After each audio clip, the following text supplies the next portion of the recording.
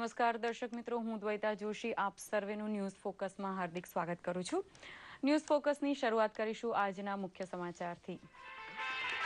13 જુલાઈએ ગાંધીનગર બનશે west zone labour કોન્ફરન્સનું યજમાન। કેન્દ્રીય શ્રમ મંત્રી અને મુખ્યમંત્રી કરશે ઉદ્ઘાટન। લઘુત્તમ વેતન કાયદો, શ્રમ કાયદો, બાળમજૂરી વગેરે અંગે ચર્ચા થવાનું જણાવતા મંત્રી વિજય રૂપાણી। સુરતમાં નકલી ચલણની હેરાફેરી કરતી ટોળકી ઝડપાતા સતર્ક બની ગુજરાત પોલીસ। 4 આરોપીએ પ્રાથમિક તપાસમાં કબૂલ્યું કે બાંગ્લાદેશથી આવે છે બનાવટી ચલણ।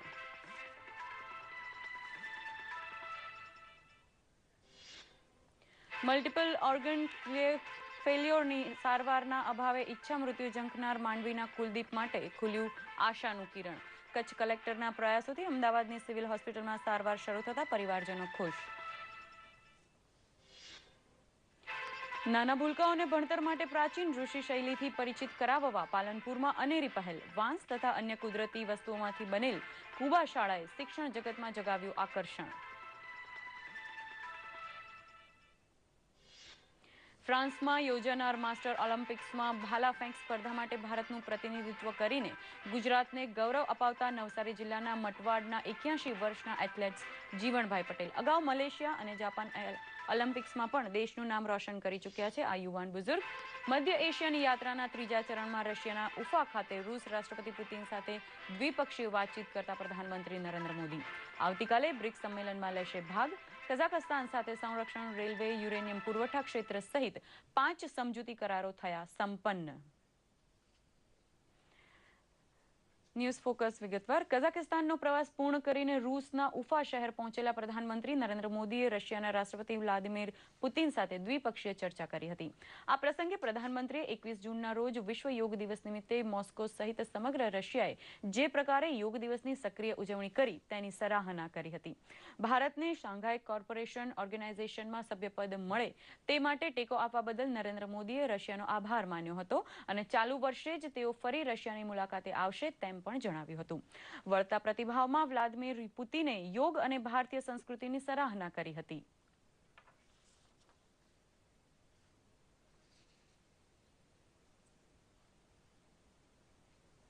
जिस प्रकार से स्वागत सम्मान आपने किया उसके लिए भी मैं आपका बहुत आभारी हूँ। वैसे तो आप अलग अलग जगह पे कार्यक्रम करने का बड़ी अच्छा что Россия была со спонсором этого нашего предложения ООН.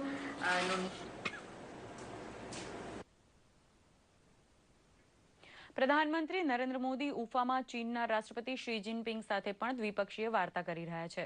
આવતીકાલે તેઓ બ્રિક્સ સંમેલનમાં તેમજ SCO સંમેલનમાં પણ ભાગ લેશે। પ્રધાનમંત્રી 10 જુલાઈના રોજ પાકિસ્તાનના પ્રધાનમંત્રી સાથે પણ મુલાકાત કરશે। આ અગાઉ પ્રધાનમંત્રી નરેન્દ્ર મોદીની કઝાકસ્તાનની યાત્રા સફળ રહી। બંને દેશ વચ્ચે સંરક્ષણ તથા યુરેનિયમ પુરવઠા સહિત 5 સમજૂતી કરારો સંપન્ન થયા। ભારત અને કઝાકસ્તાન વચ્ચે પરસ્પર ફાયદો કરાવતા 5 કરાર પર હસ્તાક્ષર થયા હતા। પ્રધાનમંત્રી નરેન્દ્ર મોદી અને કઝાકસ્તાનના રાષ્ટ્રપ્રમુખ નૂર સુલ્તાન નઝરબાયેવની ઉપસ્થિતિમાં થયેલા આ કરારોમાં સંરક્ષણ, રેલવે, યુરેનિયમ પુરવઠો, રમતગમત અને સજા પામેલા કેદીઓના પ્રત્યાર્પણનો સમાવેશ થાય છે। પ્રતિનિધિ સ્તરની ચર્ચા બાદ પ્રધાનમંત્રી નરેન્દ્ર મોદીએ જણાવ્યું હતું કે કઝાકસ્તાન જેવો ઓછી વસ્તી ધરાવતો દેશ જે રીતે પ્રગતિ કરી રહ્યો છે તે બાબત પ્રશંસનીય છે। Kazakhstan was one of the first country which we launched civil nuclear cooperation through a uranium purchase contract.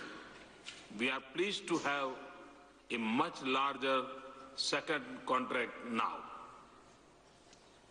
We intend to expand cooperation in other minerals as well. Hydrocarbons is another area of high priority of us.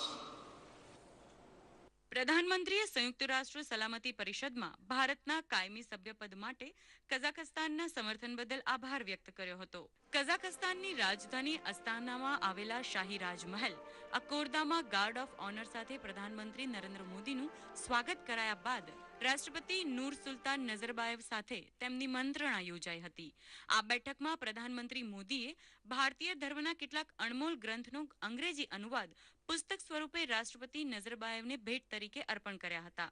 જેમાં ગુરુ ગ્રંથ સાહિબ, ભદ્રબાહુ દ્વારા લિખિત કલ્પસૂત્ર, બૌદ્ધ ધર્મના અષ્ટસહસ્ત્રિકા પ્રાંજપરામિતા તથા રામાયણનો સમાવેશ થાય છે.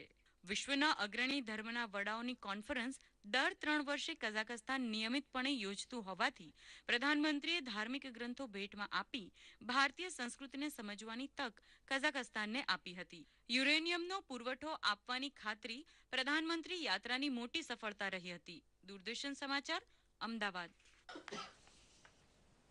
વ્યાપમ કૌભાંડ મુદ્દે મધ્યપ્રદેશ હાઈકોર્ટે રાજ્ય સરકારની સીબીઆઈ તપાસની માંગણી કરતી અરજી પરની સુનાવણી 20 જુલાઈ પર સ્થગિત કરી છે. વ્યાપમ કૌભાંડ સાથે સંબંધિત જાહેર હિતની અરજીઓ સુપ્રીમ કોર્ટમાં હજુ પણ પડતર હોવાનું કારણ આગળ ધરીને કોર્ટે આ સુનાવણી સ્થગિત કરી છે. દરમિયાન મધ્યપ્રદેશના મુખ્યમંત્રી શિવરાજસિંહ ચૌહાણ આજે હિન્દી સંમેલનમાં ભાગ લેવા દિલ્હી પહોંચ્યા હતા. વ્યાપમ કૌભાંડમાં છેલ્લા કેટલાક દિવસોથી સર્જાયેલા વિવાદના વમળોના કારણે શિવરાજસિંહની દિલ્હી મુલાકાત મહત્વની માનવામાં આવી રહી છે. બ્રિટનના 5 ઉપગ્રહોને અવકાશમાં તરતા મૂકવા ભારતના અંતરિક્ષ અનુસંધાન સંગઠન ઇસરોએ તેના સૌથી મહત્વના વાણિજ્યિક મિશનની ઊંધી ગણતરી શરૂ કરી દીધી છે. આ 5 ઉપગ્રહોને આંધ્રપ્રદેશ સ્થિત શ્રીહરિકોટા પ્રક્ષેપણ સ્થળ ખાતેથી 10 જુલાઈના રોજ ભારતના PSLV-C-28 યાન મારફત અવકાશમાં તરતા મૂકાશે. ઇસરો સંગઠને જણાવ્યું છે કે આ 5 ઉપગ્રહોનું કુલ વજન 1440 કિલોગ્રામ છે. ઇસરો અને તેના વાણિજ્યિક એકમ એન્ટિક્સના ઉપક્રમે અત્યાર સુધીમાં હાથ પર લેવાયેલું PSLV યાનનું આ સૌથી મોટું મિશન છે. PSLV યાનનું આ ત્રીજું મિશન છે. આ ઉપગ્રહોનું નિર્માણ બ્રિટિશ કંપનીએ કર્યું છે. 2 સહાયક ઉપગ્રહોને પણ અવકાશમાં તરતા મૂકાશે. ગાંધીનગર ખાતે 13 જુલાઈના રોજ કેન્દ્ર સરકારના ઉપક્રમે વેસ્ટ ઝોનની લેબર કોન્ફરન્સનું આયોજન કરાયું છે. બાળ મજૂરી નાબૂદ કરવા, અસંગઠિત કામદારોની નોંધણી કરવી, કામદારોની સુરક્ષા હિતના વિષયો પર આ કોન્ફરન્સમાં ચર્ચા કરાશે તેમ શ્રમ રોજગાર મંત્રી વિજય રૂપાણીએ જણાવ્યું હતું. મુખ્યમંત્રી આનંદીબેન પટેલના હસ્તે આ કોન્ફરન્સનું ઉદ્ઘાટન કરાશે તથા કેન્દ્રીય શ્રમ મંત્રી બંડારુ દત્તાત્રેય પણ ઉપસ્થિત રહેશે. આ કોન્ફરન્સમાં ગુજરાત ઉપરાંત મહારાષ્ટ્ર, મધ્યપ્રદેશ, ગોવા, રાજસ્થાન તેમજ દીવ દમણ જેવા કેન્દ્ર શાસિત પ્રદેશોના પ્રતિનિધિઓ પણ ભાગ લેશે.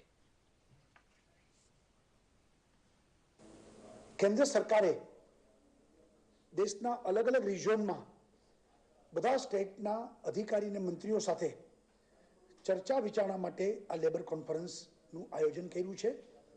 એના ભાગરૂપે વેસ્ટ ઝોન એટલે કે પશ્ચિમી રાજ્યોના સાથેની મિટિંગ આ 13મી તારીખે ગાંધીનગર થશે, જેમાં શ્રમ કાયદાઓ, જેમાં ચાઇલ્ડ લેબર એક્ટિવિટીઝને બંધ કરવા માટેની ચર્ચા વિચારણા, જેમાં ખાસ કરીને લઘુત્તમ વેતન કાયદા, ટ્રેડ યુનિયનોના વિગતોની ચર્ચા અને એવી જ રીતે શ્રમના અસંગઠિત કામદારો જે છે એને સંગઠિત નોંધણી કરાવવા અને સુરક્ષા આપવા માટેની વાત.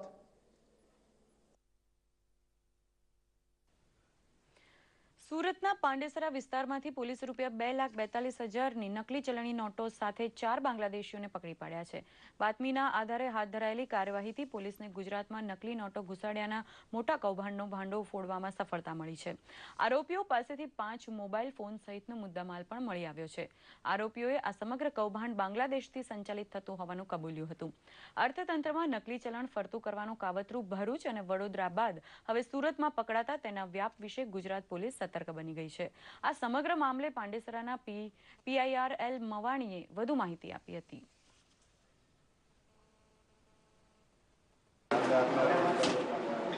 राजमिस्त्री काम रहता है ना। अच्छा, ये मोटो सब तू कहाँ से लाता हो?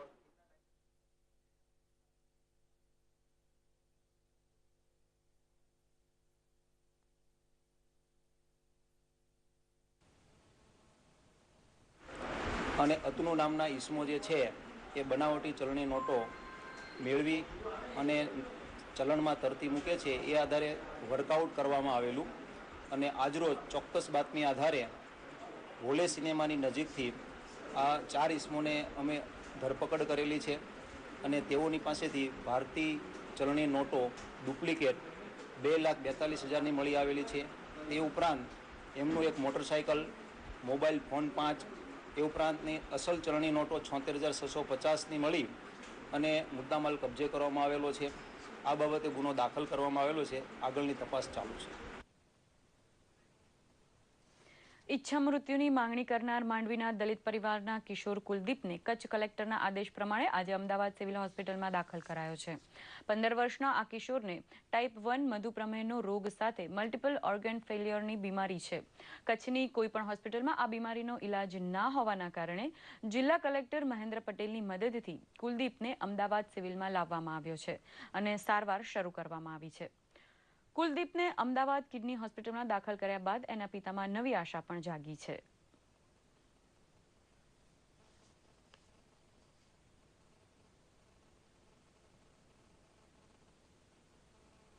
તેમણે કીધું છે કે જ્યારે બાળક હમણાં એની પોઝિશન નથી, જેને બરોબર થઈ જશે 15 દિવસ રહી, 15 મહિનું રહીને તમને બધાને બોલાવશે એ લોકો ને આપણે વિશ્વાસ છે, કારણ કે કલેક્ટર સાહેબે મને કીધું છે કે એ બહુ વિદ્વાન ડૉક્ટર છે, ત્રિવેદી સાહેબ જે છે બહુ વિદ્વાન ડૉક્ટર છે ને એ આપણા બાળકને વ્યવસ્થિત એનો ઈલાજ કરશે ને વ્યવસ્થિત કરીને આપશે એમ.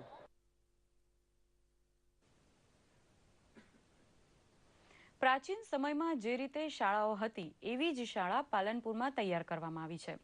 વાંસ અને ઘાસથી તૈયાર કરવામાં આવેલી કુબા શાળામાં બાળ મંદિરના બાળકો અભ્યાસ કરી રહ્યા છે. બાળકો અને વાલીઓમાં પણ આવી પ્રાચીન શૈલીની શાળાને લઈને ખાસો ઉત્સાહ છે. આ છે કુબા શાળા. પાલનપુર શહેરમાં આવેલી માતુશ્રી SS ગોવિંદ ફાઉન્ડેશન સંચાલિત પૂર્વ પ્રાથમિક શાળા એટલે કે બાલ મંદિર. ઋષિ પરંપરા અનુસાર પ્રાચીન કાળમાં જે રીતે શાળા બનાવવામાં આવતી હતી, અદ્દલ એવી જ શૈલીથી આ બાળ મંદિરના ઓરડા તૈયાર કરવામાં આવ્યા છે. વાસ્તવમાં એક શિક્ષક દંપતી પાકિસ્તાનની બોર્ડર પર ફરવા ગયું હતું, જેમની નજરમાં રાજસ્થાનના બાડમેરના બાખાસર ગામે આવી કૂવામાં ચાલતી શાળાઓ આવી અને પાલનપુરમાં પણ આવી જ શાળા શરૂ કરવાનો વિચાર આવ્યો, જે હવે સાકાર થયો છે. આ પ્રોજેક્ટ પછી અમને ખૂબ જ જબરજસ્ત અનુભવ થયો છે કે પહેલા દિવસથી બાળક રોતું બંધ થઈ ગયું છે અને અહીંયા બાળકને માનસિક બી એટલું જબરજસ્ત વાતાવરણ મળે છે કે એકદમ બસ ફ્રેશ રહે છે. બાળક આ કુબાના અંદર બેઠા પછી એકદમ ફ્રેશ અનુભવે છે. છૂટતી ફેરા બી બાળક એવું ને એવું ફ્રેશ બહાર નીકળે છે. નવા વિચારો આવે, પછી બાળક નવું એક પ્રોજેક્ટ દેખે એટલે કે સરસ આ મજાનું બાલ મંદિર બનાવ્યું છે એટલે હસતા હસતા આવે અને રમતે રમતે જતું રહે. આ નવતર ડિઝાઇનની શાળામાં આધુનિક શૈક્ષણિક સાધનો છે જ, શિક્ષણ પણ આજની પદ્ધતિથી જ અપાય છે, પરંતુ શાળાની ડિઝાઇન પ્રાચીન કાળની છે. જોકે શાળામાં આવતા બાળકોના વાલીઓને પણ આ નવતર શાળામાં પોતાના બાળકોને ભણાવવાનો અનેરો ઉત્સાહ હોવાનું કહી રહ્યા છે. પોઝિશનમાં તમે લીધા છે એ બહુ સરસ લાગે છે અમને. છોકરાને બહુ ગમે છે. ત્યાંથી આવતા પણ એ રોકાતા બી નથી છોકરા કે ના અમારે જવું જ છે ત્યાં. બાલ મંદિરમાં ભણવા આવતા બાળકોએ પણ પોતાની કાલી ગહેલી ભાષામાં મજા આવતી હોવાનું કહ્યું હતું. અહીંયા ભણવાની મજા આવે છે? अच्छा लगता है. અને અહીંયા ભણવાનું કેવું લાગે છે? વાંસ અને ઘાસથી તૈયાર કરવામાં આવેલી કુબા શાળામાં બાળ મંદિરના બાળકો અભ્યાસ કરી રહ્યા છે, જેની વિશેષતા એ છે કે ગરમીમાંથી બાળકોને રાહત મળે છે અને ઠંડક પણ એટલી જ રહે છે. એવી આ કુબા શાળાના નવતર પ્રયોગે શિક્ષણ જગતમાં ખાસું આકર્ષણ જમાવ્યું છે. આજથી હજારો વર્ષ પહેલા એટલે કે વૈદિક સંસ્કૃતિમાં ભારતમાં વિદ્યાપીઠો ચાલતી હતી અને તે પણ કુબાની અંદર. વાંસના બનેલા કુબામાં વૈજ્ઞાનિક રીતે જ માનસિક શાંતિ મળતી હોવાની અનુભૂતિ તે વખતે કદાચ ઋષિમુનિઓને હશે, પરંતુ આજે પાલનપુરના શ્રીરામ વિદ્યાલયમાં પણ આ પ્રયોગને સફળ થતો જોઈ શકીએ છીએ. ભરત ચૌધરી, દૂરદર્શન સમાચાર, પાલનપુર. નવસારીના જલાલપોર તાલુકાના મટવાડના વતની 81 વર્ષીય જીવણભાઈ પટેલની ફ્રાન્સ ખાતે આગામી દિવસોમાં યોજાનાર ઓલિમ્પિક્સ માટે પસંદગી થઈ છે. દેશમાં યોજાતા માસ્ટર ઓલિમ્પિક્સમાં 13 જેટલા મેડલ મેળવનાર જીવણભાઈ પટેલ અને તેમના પત્ની કેશીબેન છેલ્લા 35 વર્ષથી સમગ્ર વિશ્વમાં રમતગમત ક્ષેત્રે ગુજરાતનું નામ રોશન કરી ચૂક્યા છે. બરછી ફેંક, ગોળા ફેંક, ચક્ર ફેંક જેવી રમતોમાં મેડલ મેળવનારા જીવણભાઈની ફ્રાન્સ ખાતે આયોજિત ઓલિમ્પિકમાં ભાલા ફેંક રમત માટે પસંદગી થઈ છે, પણ આર્થિક સંકડામણને કારણે તેઓ તકલીફ અનુભવી રહ્યા છે. અગાઉ તેઓ મલેશિયા અને જાપાન ખાતે આયોજિત ઓલિમ્પિક્સમાં પણ ભારતનું પ્રતિનિધિત્વ કરી ચૂક્યા છે. ભારતને ત્રીજી વખત ગૌરવ અપાવનારા આ યુવાન બુઝુર્ગ ઈચ્છે છે આર્થિક મદદ. પ્રોજેક્ટ છે ને બહારના દેશ તો મલેશિયા, જાપાન અને અત્યારે ફ્રાન્સ થવાની છે.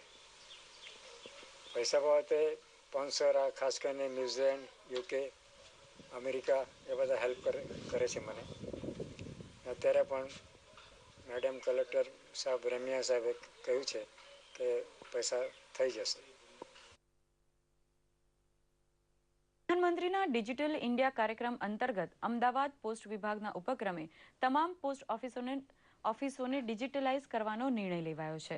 આ અંગે પત્રકાર પરિષદમાં માહિતી આપતા ગુજરાત સર્કલના chief post master general Sanjeev થાપરે જણાવ્યું હતું કે શહેરી વિસ્તાર ઉપરાંત ગ્રામ્ય વિસ્તારોની પોસ્ટ ઓફિસોને પણ ડિજિટલાઇઝ કરીને આધુનિક બનાવાશે. સરકારની વિવિધ નીતિઓનો પ્રચાર પ્રસાર, નાણાકીય વ્યવહારો વગેરે માટે હવે પોસ્ટ ઓફિસો નોડલ કેન્દ્ર બનશે. રોકડ અને વસ્તુઓની હેરફેર ડિજિટલાઇઝ ધોરણે કરાશે. રાજ્યમાં 36 પોસ્ટ એટીએમ પણ શરૂ કરાશે. ये एक ड्रीम है कि department of post, India post एक मल्टी सर्विस सेंटर बन जाए और इसलिए इस हफ्ते हमने बहुत सारी एक्टिविटीज़ पूरे गुजरात में करी. सबसे पहले तो live streaming of the inaugural programme 120 जगह से करा और एजुकेशन के लिए करीब 5000 स्टूडेंट्स को अलग अलग जगह गुजरात में उनको बुला के दिखाया गया. CBS में करीब 3500 अकाउंट्स खोले गए. शेयर सर्टिफिकेट्स भी उसी तरह से करीब 5000 बेचे गए. लगभग 183 या 200 नए PLI पॉलिसीज खोले गए. પ્રધાનમંત્રી નરેન્દ્ર મોદીએ કરેલા આહવાનના પગલે 1 થી 7 જુલાઈ સુધી દેશભરમાં ડિજિટલ ઇન્ડિયા સપ્તાહની ઉજવણી કરવામાં આવી હતી, જે અંતર્ગત રાજકોટ ખાતે BSNL દ્વારા ખાસ આયોજન કરાયું હતું. સપ્તાહની ઉજવણી દરમિયાન રાજકોટ તેમજ આસપાસના વિસ્તારોમાં રહેતા લોકો માટે 2G અને 3G કનેક્ટિવિટીની સેવાનો શુભારંભ કરાવ્યો હતો. આ સુવિધાની મદદથી હવે રાજકોટના ગ્રાહકોને ઇન્ટરનેટની 2 થી 10 Mbps જેટલી સ્પીડ મળતી થશે. આ સેવાના લોકાર્પણ પ્રસંગે BSNLના રાજકોટ જિલ્લા જનરલ મેનેજર SK વર્મા અને IOCના કાર્યકર નિર્દેશક AK તિવારી સહિતના અધિકારીઓ તેમજ સ્થાનિકો મોટી સંખ્યામાં ઉપસ્થિત રહ્યા હતા. और इस दोनों BTS में जो हमारे कस्टमर हैं उन्हें 2 Mbps से लेकर 10 Mbps तक की डेटा स्पीड मिलेगी.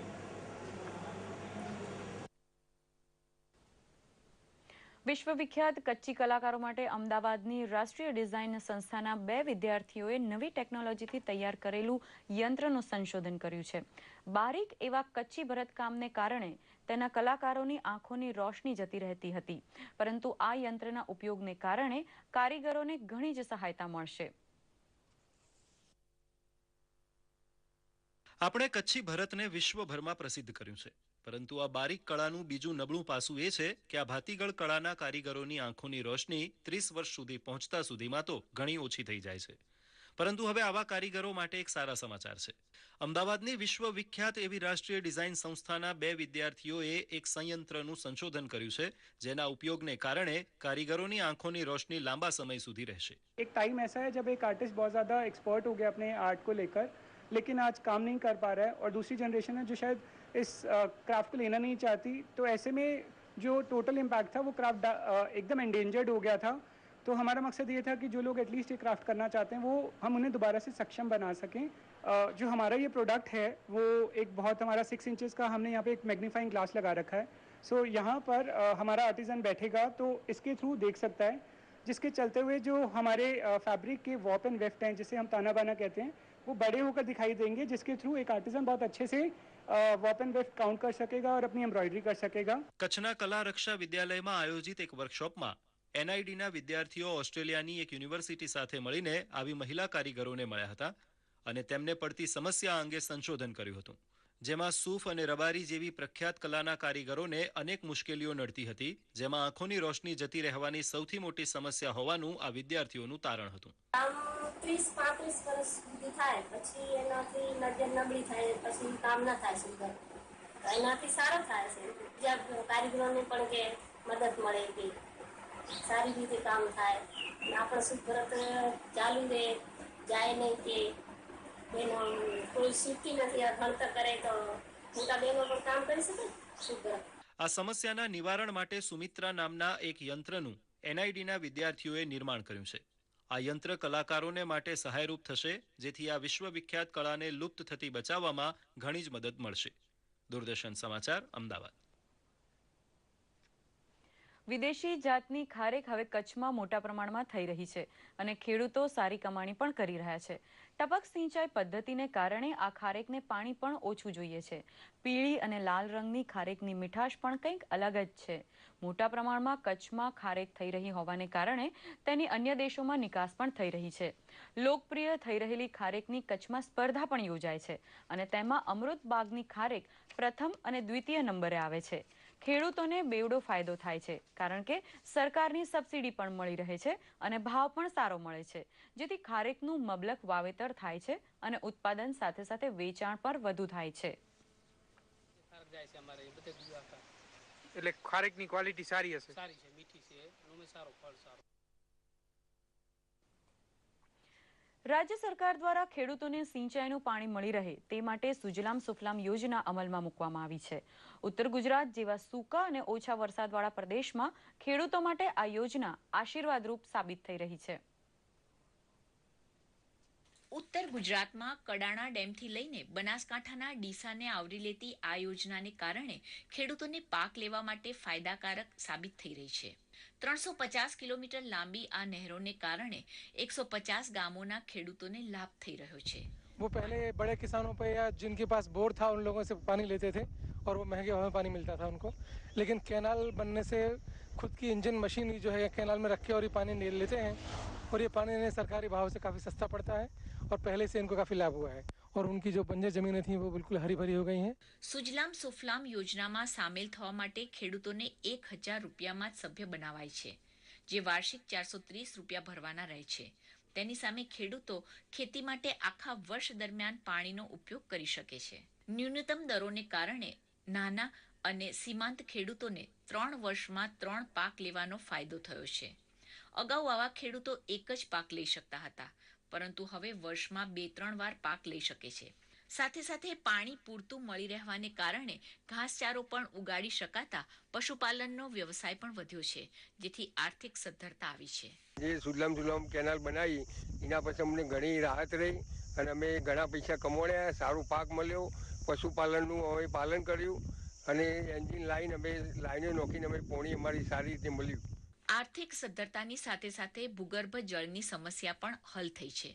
અગાઉ અહીં ભૂગર્ભ જળના સ્તર ઘણા નીચા હતા, પરંતુ આ નહેરોને કારણે પાણીના સ્તર ઊંચા આવ્યા છે. जो साइड पे वो कंस्ट्रक्शन किया है, सब पानी जो खेत से बाहर निकलता है वो सीधा कैनल में जाता है. ये सब काम सब अच्छा किया है, उससे हमें बहुत फायदा है.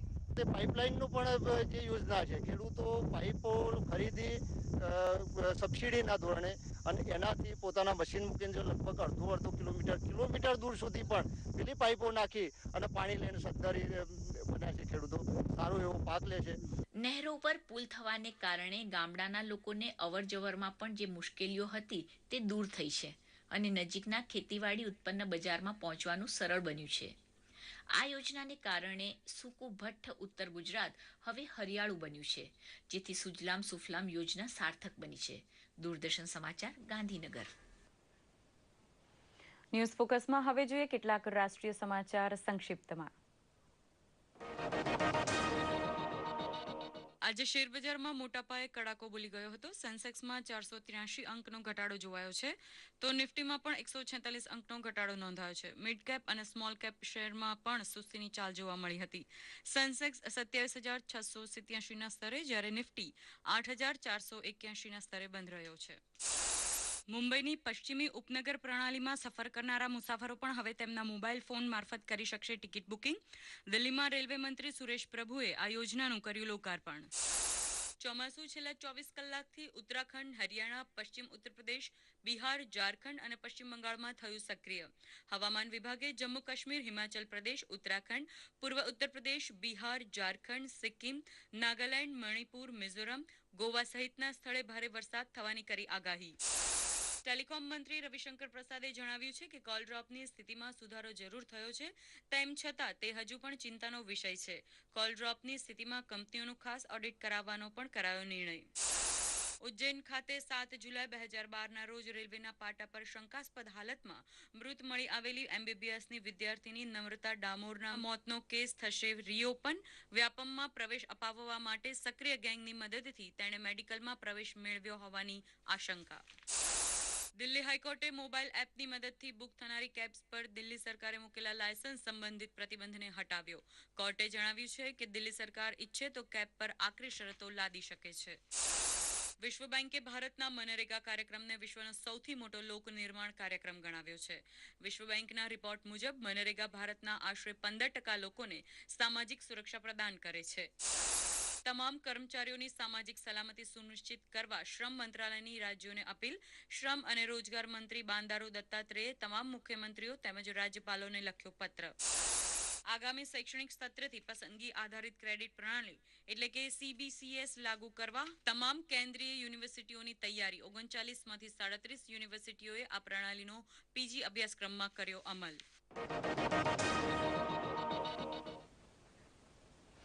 અને હવે જોઈએ કેટલાક આંતરરાષ્ટ્રીય સમાચાર સંક્ષિપ્તમાં. કેન્યામાં સોમાલિયાની સરહદ નજીક અલ સબાબના આતંકીઓએ કરેલા ગોળીબારમાં 14 લોકોના મોત અને 12થી વધુ ઘાયલ. હુમલામાં માર્યા ગયેલા તમામ લોકો ખાણીયા મજૂર હતા. ગોળીબાર કરતા અગાઉ આતંકીઓએ હાથગોળા પણ ફેંક્યા. યમનની રાજધાની સનામાં 2 કાર વિસ્ફોટમાં અનેક લોકોના મૃત્યુ થયાના અહેવાલો. આતંકી સંગઠન ઇસ્લામિક સ્ટેટે સ્વીકારી હુમલાની જવાબદારી. તુર્કી અને ગ્રીસ વચ્ચે એગ્રેનના દરિયામાં પ્રવાસી નૌકા ડૂબતા એકનું મોત, અનેક લાપતા. આ નૌકા મારફતે સિરિયાના નાગરિકો યુરોપમાં કરી રહ્યા હતા પ્રવેશ. ગ્રીક અને તુર્કીના સંયુક્ત પ્રયાસોથી 18 લોકોને બચાવાયા. યુરોઝોન જૂથે ગ્રીસને આર્થિક કટોકટીમાંથી ઉગારવા માટે રવિવાર સુધીનો સમય ફાળવ્યો છે. ગ્રીસ આ દેવું ભરપાઈ કરવાની કોઈ નક્કર યોજના રજૂ કરવામાં નિષ્ફળ ગયા બાદ યુરોપીય નેતાઓએ છેલ્લી ઘડીએ ગ્રીસને આ તક આપી હતી. ગ્રીસના પ્રધાનમંત્રી આજે યુરોપીય સંસદને સંબોધન કરશે. આ વર્ષના ત્રીજા ગ્રાન્ડ સ્લેમ વિમ્બલ્ડનના મિશ્રિત યુગલ વર્ગમાં ભારતના લિએન્ડર પેસ અને સ્વિટ્ઝરલેન્ડની માર્ટિના હિંગીસની જોડી ચેમ્પિયનશિપની ક્વાર્ટર ફાઇનલમાં પહોંચી છે. આ જોડીએ ન્યૂઝીલેન્ડના આર્ટેમ સિનાક અને ઓસ્ટ્રિયાના અનાસ્તાસિયા રોડિયાનોવાની જોડીને હરાવી હતી. પુરુષ યુગલ મુકાબલામાં ભારતના રોહન બોપન્ના અને તેમના રોમાનિયન જોડીદાર ફ્લોરિન મોર્ગિયાએ સેમીફાઇનલમાં સ્થાન મેળવી લીધું છે. અને હવે જોઈએ આજના હવામાન સમાચાર.